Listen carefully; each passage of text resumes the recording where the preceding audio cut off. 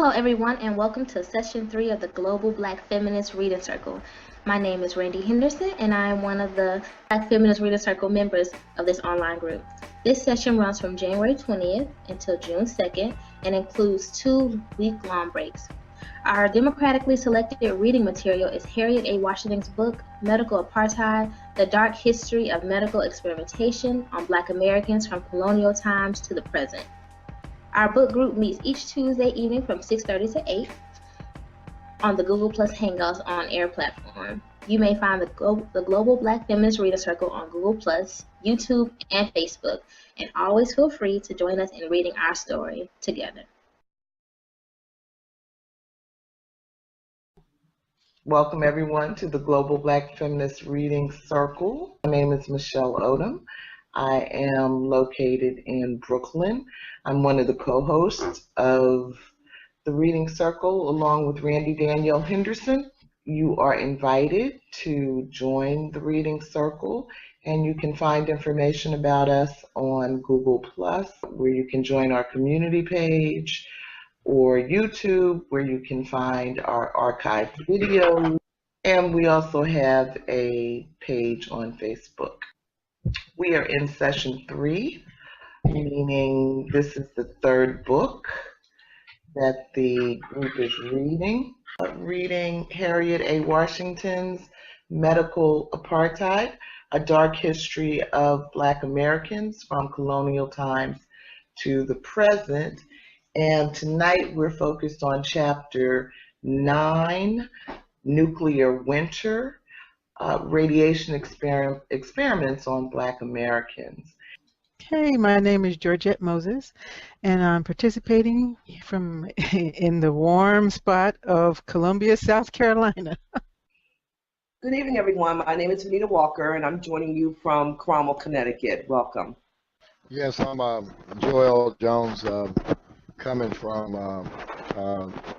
Charleston, North Charleston, South Carolina. Hi, my name is Edwina, and I'm glad to see everyone. I'm here in Utah. Hi, my name is Randie, and I'm watching from Atlanta, and I'm moderating tonight. Chapter 9, Nuclear Winter, Radiation Experiments on African Americans. In this chapter, we learn of the many ways the government, physicians, scientists, and those in power tricked, cajoled, found loopholes, lied, and experimented on Black people, poor people, and sick people. Harriet Washington provides information on the racism embedded in these experiments and how lack of education and integrity from the government aided in the detriment of the people exposed to plutonium, X-rays, skin lightening products, and radiation.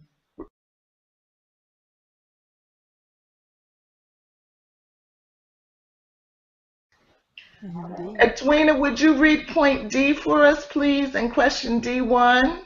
Gladly, the cleansing light of science. The first recorded Black victims of radiation experiments lived around the turn of the century, long before the dropping of the atomic bomb. Near the end of 1895, German physicist Wilhelm Conrad Röntgen discovered the magical light. He found that passing electricity through special gases at low pressure generated electromagnetic radiation with strange and powerful properties. The rays imparted fluorescence and enabled him to make images that rendered solid objects transparent. Allowed to raise potentials for seeing inside previously opaque objects, but flummoxed by their mysterious nature. This is a German word. His name is German, and I gotta get it right. Röntgen resorted to calling them X-rays. Doctors found with delight that the X-rays could reveal all manner of skin blemishes, cancers, and even previously hidden internal problems. During the same period, physicians successfully experimented with the radium for the purpose of healing. You want me to continue with the question? Yes, please.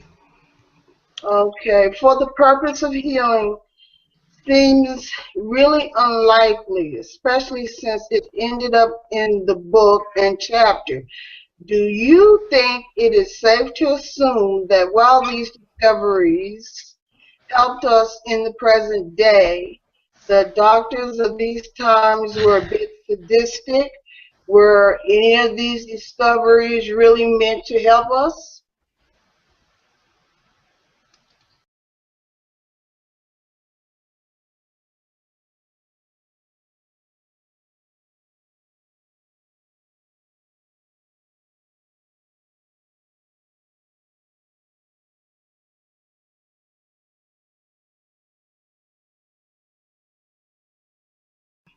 Well, I don't think initially the doctor uh,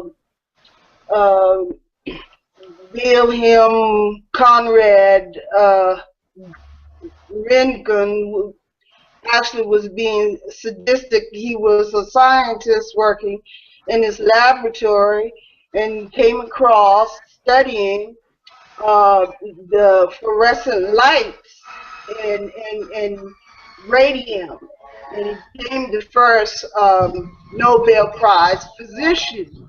But it intrigued him so much that he did, from what I understand,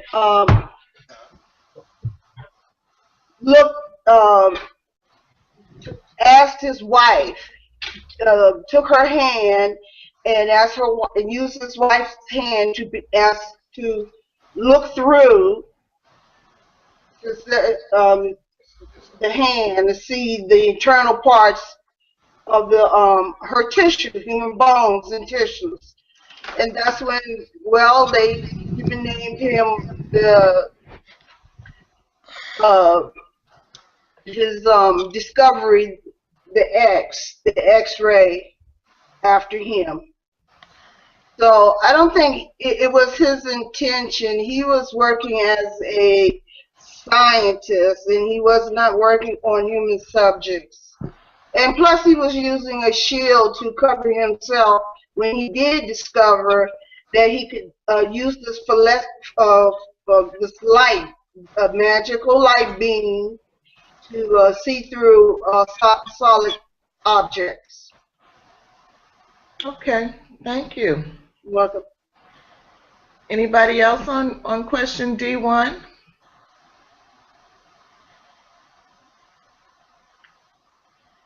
Well, I agree with Edwina. I don't think it started out with a sadist intent. I think, he was curious, like scientists are curious, and curiosity is a good thing. But like all things, including good things, it can be good to a fault. And so while he may not have been a sadist, others that came along wanting to extend the discovery into applications. And you think of it like today with all of the technology, these cell phones, we don't really know we don't really know what these things are doing when we put them up to our heads. But I don't think that the people that created them are trying to give us brain cancer. I don't think so. What did you say, Georgette? Collateral damage? That's exactly what I'm thinking. That's a great terminology, because they know, as you're working with whatever the medium is, you discover things about it. And so you make some allowances here and there, and you play fast and loose with your ethics because you want to see something, well, what happens next in Right. the curiosity. And then you start caring a little less, I guess, about the ramifications down the road of whoever gets exposed to it after I sell, my patent to whomever and what they do with it. Right. Right.